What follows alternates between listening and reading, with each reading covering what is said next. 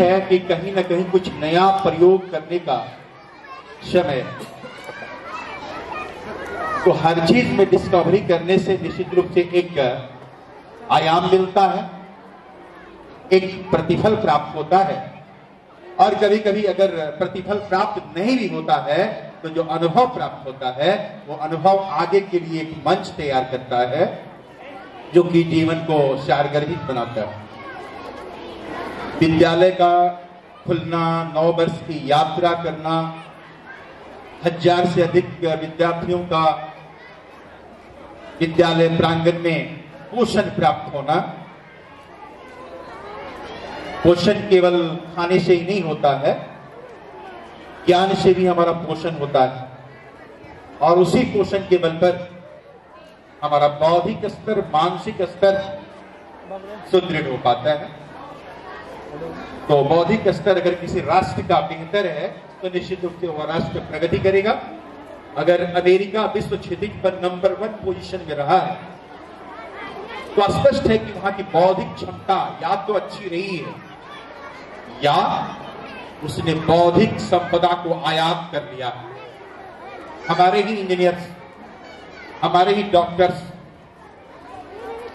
विश्व क्षितिज पर छाए हैं और शायद अतिशयोक्ति नहीं होगा कि वहां के जितने डॉक्टर और इंजीनियर और शायद भारत के हैं, चाहे वो सीईओ हो, चाहे डॉक्टर्स हो, इंजीनियर्स हो या खोज करने वाले लोग हो, उन्हें अच्छा जीवन, अच्छे पैसे मिलने के एवज में एक तरह से उन्हें खरीद लिया गया। तो बौद्धिक संपदा खरीदने वाली चीज होती नहीं है। राष्ट्र निर्माण के लिए हमें अपने देश के लिए काम करने की आवश्यकता है। बच्चों का मस्तिष्क जो होता है बिल्कुल खाली होता है और उसमें अगर कचरा भर दिया जाए तो वो कचरा ही उनके जीवन का आयाम बने। लेकिन अगर सही चीजें डाली जाए और अगर बौद्धिक स्तर को सुदृढ़ करने का प्रयास किया जाए, शिक्षण की पद्धतियां बेहतर कर दी जाए, शिक्षण के जो नए तरीके हैं उनको प्रयोग में लाया जाए, खेल खेल में शिक्षा दी जाए, बोझ न बनाया जाए, जटिल से जटिल विषय को अगर तोड़ तोड़ करके उसे समझा करके बच्चों को अगर पढ़ाया जाए तो निश्चित रूप से वह राष्ट्र प्रगति करेगा।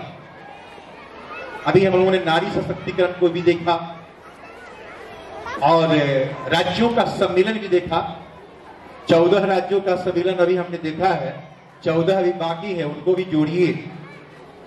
विद्यालय परिवार से अनुभव होगा कि अभी 14 बच्चों ने 14 राज्य का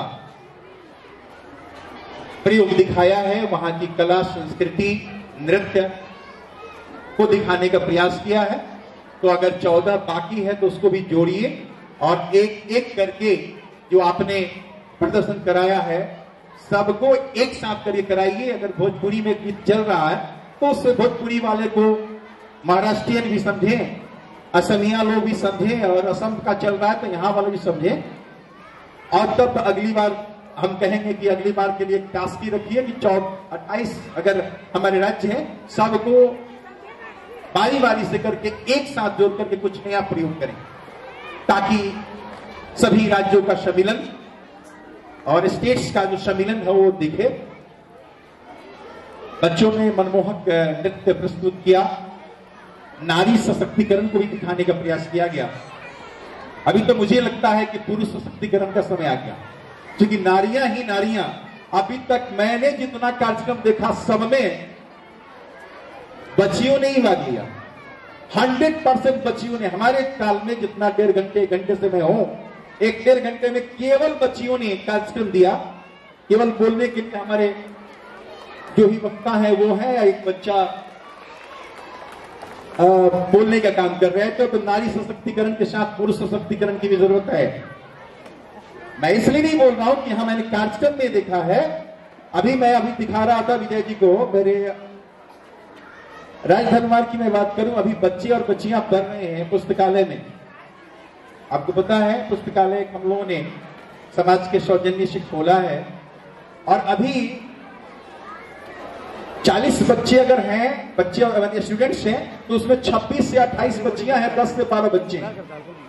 तो हमारे पुरुषों को और बच्चों को खास करके एक चैलेंज है कि बच्चियां बेहतर कर रही हैं। आप सशक्तिकरण अपना आप करिए और बेहतर पढ़िए। नारी शक्ति जागृत हुई है, निश्चित रूप से जागृत होना भी चाहिए। 50% की जो भागीदारी वो स्पष्ट करती है कि अगर फीमेल एजुकेशन बढ़ेगा तो निश्चित रूप से बच्चों और बच्चियों दोनों का एजुकेशन बढ़ेगा। संयुक्त परिवार में माताओं की भूमिका, बहनों की भूमिका, बुआ की भूमिका और परिवार के अन्य दादी, नानी, काकी सबकी जो भूमिका होती है शायद पुरुषों से बेहतर होती है। और उनके द्वारा दिए गए सुझावों को, उनके द्वारा श्रवण किए हुए वचनों को ही हम अपने जीवन में उतारने का काम करते हैं। क्योंकि नारी सशक्तिकरण की बात हो रही है तो मैं पुरातन काल की बात न करके, मुंडवाल को आप सबने पढ़ा होगा, आधुनिक काल की मैं बात करता हूं। चुरावत सरदार का आप सबने नाम सुना होगा, यहां प्रासंगिक है। वो रण क्षेत्र में जा रहे हैं और रण क्षेत्र में जाने के क्रम में उनकी जो आंखें हैं अट्टालिका की छत पर, जो अट्टालिका है अपनी रानी के प्रेम में फंसा हुआ। घोड़े की जो लगाम है वो उनके हाथों में, लेकिन दिल की लगाम कहीं और है, कंट्रोल कहीं और से हो रहा है। उस परिस्थिति में भी नारी शक्ति ने अपने परिचय दिया। और जब वो जा रहे होते हैं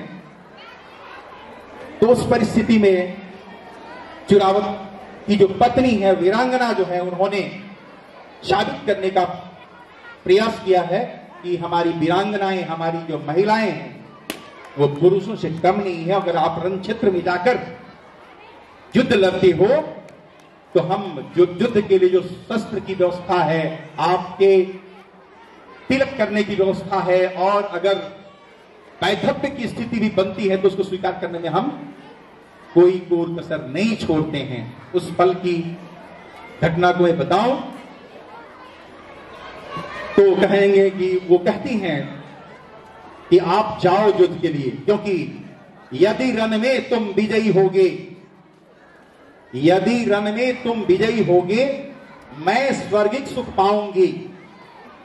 स्वर्ग लोक यदि तुम पहुंचोगे, विहग सती बन जाऊंगी। वहां पहुंच दाम्पत्य सुखों से तुमको तुष्ट बनाऊंगी।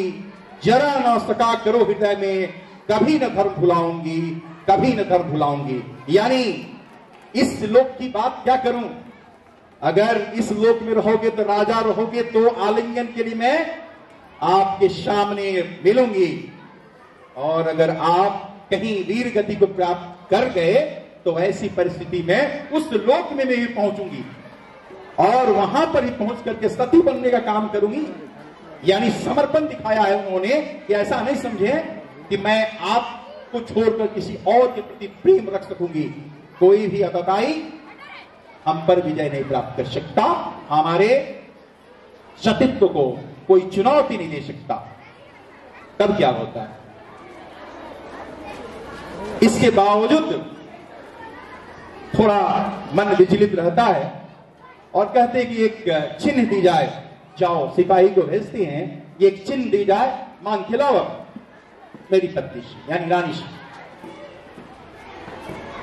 चिन्ह मांगने पर वो समझती है कि अभी भी राजा का मन हम में लगा हुआ है, युद्ध क्षेत्र में वो विजय क्या प्राप्त करेंगे। तो बोलती है कि मैं जैसा कहूंगी वैसा तुम करोगे, ये मेरा आदेश है, यानी रानी का आदेश है।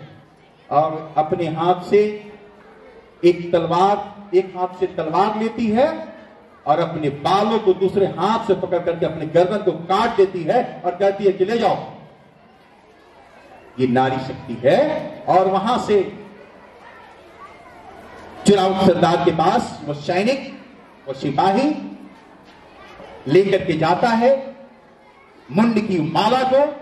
जैसे ही मुंड की माला को देखते हैं चुनाव सरदार, उनमें जो जुनून है, उनमें जो लड़ने की शक्ति है वो चौगुनी हो जाती है।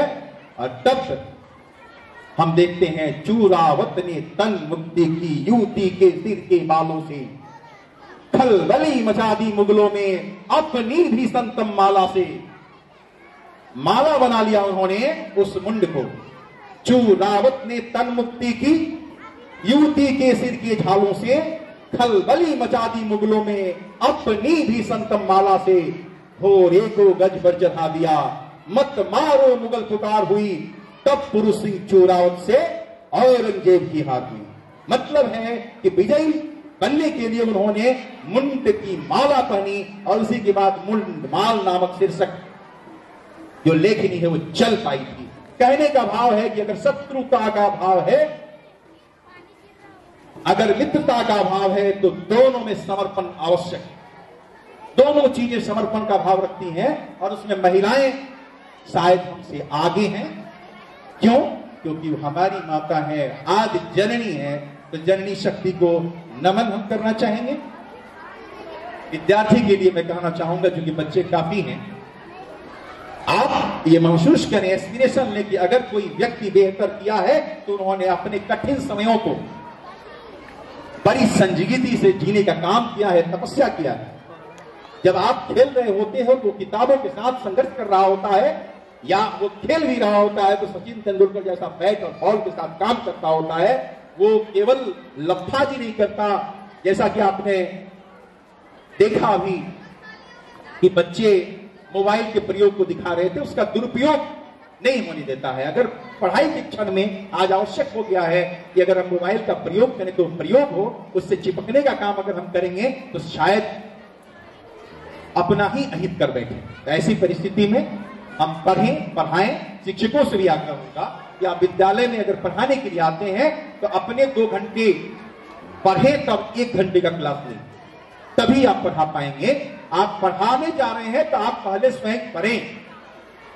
आपका प्रयोग जो होगा, बिटवीन और अमॉन्ग का प्रयोग अगर चल रहा है तो वो प्रयोग बेहतर हो। अगर इन और इनटू का प्रयोग आपका चल रहा है तो वो प्रयोग बेहतर हो। ठीक है?